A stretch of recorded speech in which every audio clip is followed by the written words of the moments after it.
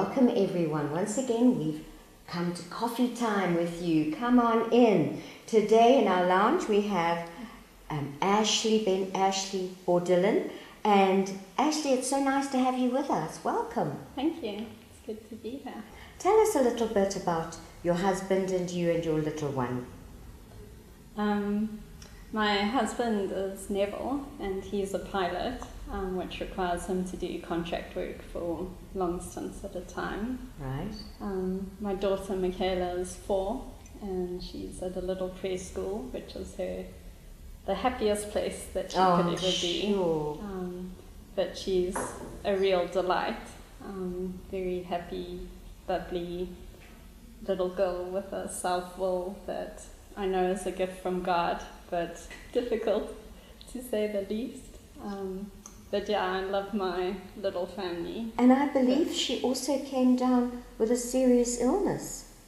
Yeah, in her first week, she had to be admitted in the pediatric ward because she got hypoglycemia, which was really difficult because it was the first experience of having to go through the process of feeling like a failure. Of course. And was there a lot of guilt and worry and concern? Yeah, I blamed myself Right. and felt like it was my fault that she was there, whereas actually it was my maternal instincts that picked up that something was wrong, that actually I had saved her life rather than brought her there. But I think that's an incredible story. Not everybody has first weeks like you had. No. So sometimes you've just got to go with your instincts. If I could say something to young mums and dads out there, each little family is a unique unit, and you need to have a little confidence in what you're doing, because Ashley, you felt very guilty for sending her into hospital, but thank God you did. Yeah. You saved her life. And there are some obvious things to remember. You are in transition. You're going to feel a little strange for that period. There's hormones going on. There's adjustments with the baby who's also coming into a new environment, and it's a learning curve. How is it with a husband and wife in the first few months of having a new baby? Your relationship will change dramatically. Right. But what I wish I had been told when I was going through it was what happens in the first, particularly 4 months, should stay in those 4 months. And I wish somebody had told me not to take it personally, not to remember every little thing that was said, Right. and take it to heart, because that was just a result of the circumstances that we were in, that nobody functions to the best of their ability when they have minimal sleep. Exactly. Did you take it out on each other? Oh, absolutely. You take it out on the one person that you can, and unfortunately that's your spouse.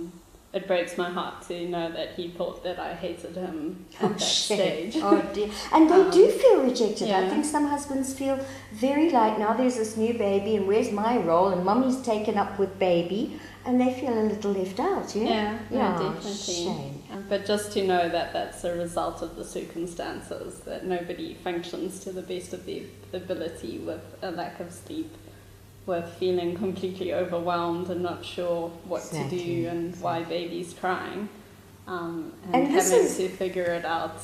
This is one of On your own. the reasons that we wanted to have a workshop, because it would be lovely for husbands and wives to come along, mums and dads, to come along and hear some of the issues that you're dealing with, and ask a couple of questions to trained counsellors who have been through the process themselves and have counselled with mums and dads before, just so that you know that you're on the right track. But there is life after the first 4 months, and if you're feeling scared, don't be. Ash, what would you guide other people in? What would your advice be to somebody who's a first-time mum, maybe feeling very alone and frightened? I'd definitely say have a few books to read, because my experience is that most of your issues arise at ungodly hours of the night. So it's good to have something to refer to at those times. You see, there's lots of creative ways these days to educate, to grow up, to grow your family. And thanks so much, Ashley, for sharing some of them with us today. Pleasure. All the best, and all the best to you as you pursue bringing up a family. Coffee Time's always there. Bring in your questions, and we'll try and answer them too. Bye-bye now.